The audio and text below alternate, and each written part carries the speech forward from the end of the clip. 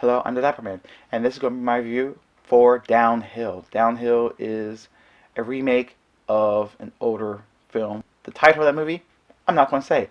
I'm going to show you the poster. It's right there. It does star Will Ferrell and Julia Louis-Dreyfus. First off, I have to say about this movie, it has dry humor. If dry humor is not your type of movie, don't watch this. You're not going to enjoy it. You're not going to like it. It's very subtle. It's very dry, and it takes its time. It doesn't just throw right into the comedy. It's not slapstick. It's not crazy. It's more of a dramatic with comedic elements. It's not really a comedy. It is, but it isn't. It is very subtle and dry. Not so much about the movie. Well, it is about the movie because I'm in the theater. I was the only one inside on opening night. I have never been to a theater when a movie opens and I am the only one inside. Okay, I take that back. There was one other person, but when I've seen my movie ticket map and it shows all the seats were empty and my seat was the only one that was purchased, I knew that person snuck in because they were in the very back in the dark corner. But you know what? That's okay because the theater was empty, so it doesn't matter. Now we begin the movie with the husband. He takes them to the ski resort. They go skiing. I guess he just needs a break away from the world. It is mentioned a couple of times that his father has passed away 8 months before, but that was like only brought up 3 times. I have never been skiing. I can't tell you anything about skiing, but there is something I've never heard of until I read about, and it's actually a real thing, about controlled avalanches. And they set off these booms, which is controlling from an avalanche happening. An avalanche does occur when they are all sitting at the ski resort having a lunch, and the snow comes plowing down, and he grabs his cell phone, the father, and takes off and leaves his family behind. He comes back and he's like, "Oh, hey, look, everything's okay. I guess we'll just order soup," and never talks about it. Things starts escalating between the two. You can feel this tension happening, but at the same time, he's such a jerk. He overtalks his wife all the time. Whenever she has an opinion or a thought, he overtalks her. He oversteps the boundaries. He never lets her finish a sentence or completes it. He's always pushing away from her. He's always on his cell phone, which they don't really explore too much on that, which I wish they would have, because that was a great moment where every time, well, it's not really great as far as the family, but for himself, that every time he had a cell phone, he was always on it. And he was always on Instagram. And I thought, for a man that's in his 50s, why is this man always on Instagram, almost stalking his coworker friend of everything that he's doing? He consistently follows them. She's always just around the kids because they just feel distance from their father. She feels distant from her husband because he's not saying anything.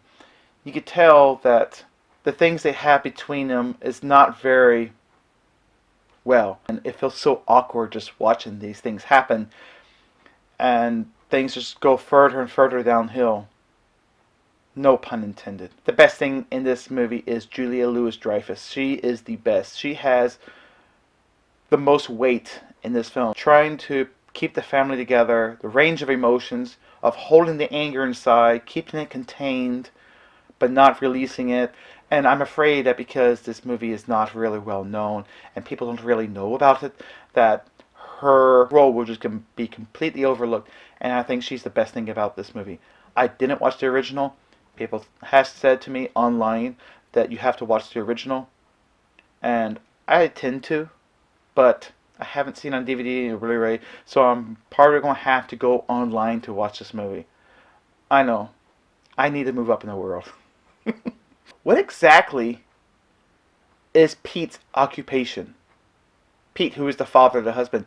I never know what his occupation is. He talks about work and he talks about the people he's around, but it never mentions once what his occupation was, because he's spending thousands of dollars into this vacation and thousands of dollars to go to this helicopter to go skiing, and it never mentions, not even once. Now, it mentions Billy, who is the wife.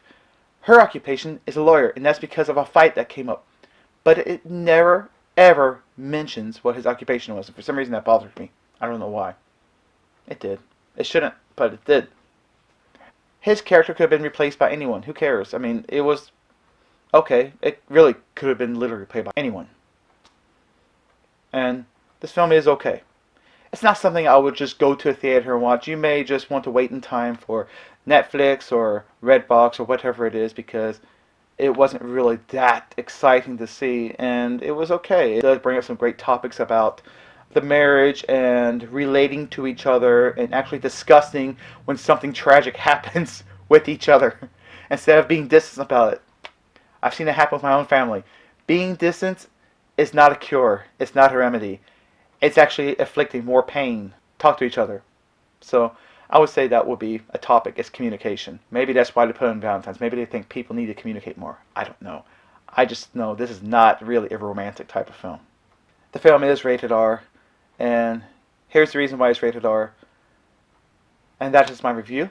I hope you enjoyed it, and I hope that helps you if you want to watch this movie or not. I can tell you one thing. I've never been skiing, as I said before. And after watching this movie, I don't think I ever want to go skiing. I don't think it's that fun. It's probably more fun watching the people ski than actually me skiing. Anyways, that is my review. I hope you have a lovely day. Until next time, take care. Cheers.